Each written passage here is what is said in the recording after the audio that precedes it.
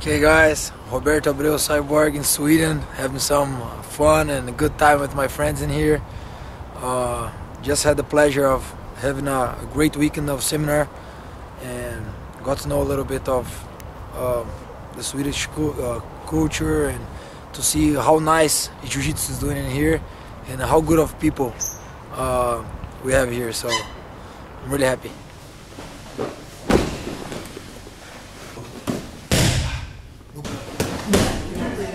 First of all, how did you get your name, Cyborg? Where does it come from? Man, that's a long story.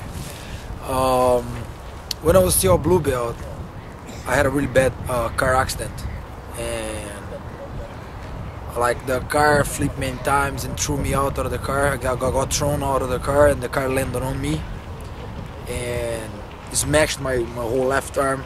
You know, got all smashed. The iron from the car got inside of it, and got really bad. I took 300 stitches on my arm, and the doctor at that time, he said I wouldn't be able to move my arm again, and I wouldn't be able to fight again. You know, and on that time I never had like won any expressive like tournament. You know, I haven't won any like big things yet. I was a brand new blue belt, and I just came back from America, and man, Jiu-Jitsu was my life. You know, like on that time, like I was so crazy about Jiu-Jitsu because it was still a brand new thing to me.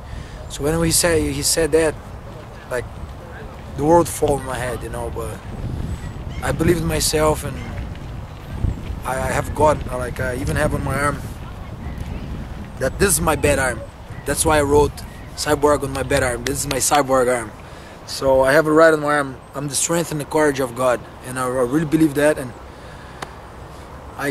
man, as soon as I took all the stitches out of my arm, it like with 2 months, you know, it got really swollen and stuff, and as soon as they took the stitches off, I started training the next day, and I couldn't bend my arm. My arm would just stay like this, and I think I took so many arm bars in my arm that, you know, it got good and it got moving again. With 4 months, I took second in the Brazilian Nationals, so I lost in the final because like I haven't trained, and it was truly the first big tournament that I have like placed in. So, and after that came like good things to me, you know, like I won the Pan Ams, I won Worlds, I won South American. So after that I started my career and started winning a lot of things. But then my teacher at that time said, man, you're a Cyborg. So he gave me my nickname, and that's where it came from. Sometimes I really feel like it, you know. I think this accident gave me a lot of confidence, you know, on believing in myself. You know, like you can never believe what people tell you. You gotta do what you believe yourself and what you feel from your heart. And I really take it from everything to everything I do in life.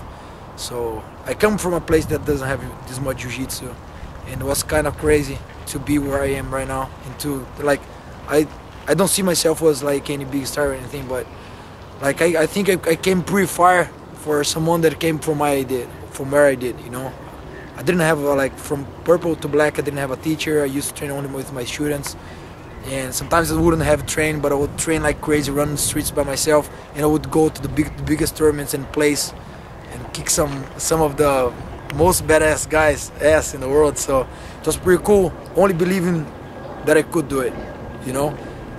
And that's it. You know, that's my story, like, you know. So I think Cyborg is gonna stick to you forever.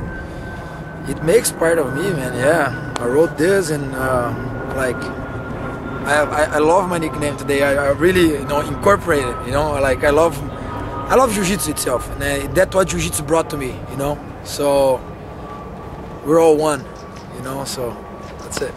But you are originally from Brazil, right? Yes. And now, when did you move to US? I moved to US in 2007. I went to fight the Worlds in 2007. I graduated in high school in US, and when I was a kid, so I went there to study as an exchange student.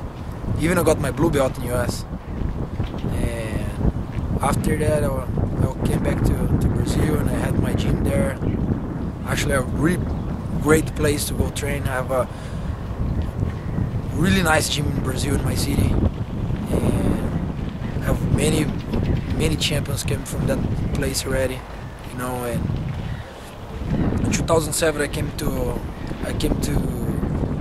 fight the worlds in California, and I had always the dream, you know, like truly, like where it was getting small, you know, like I want to reach more things, you know, I want to train with better people.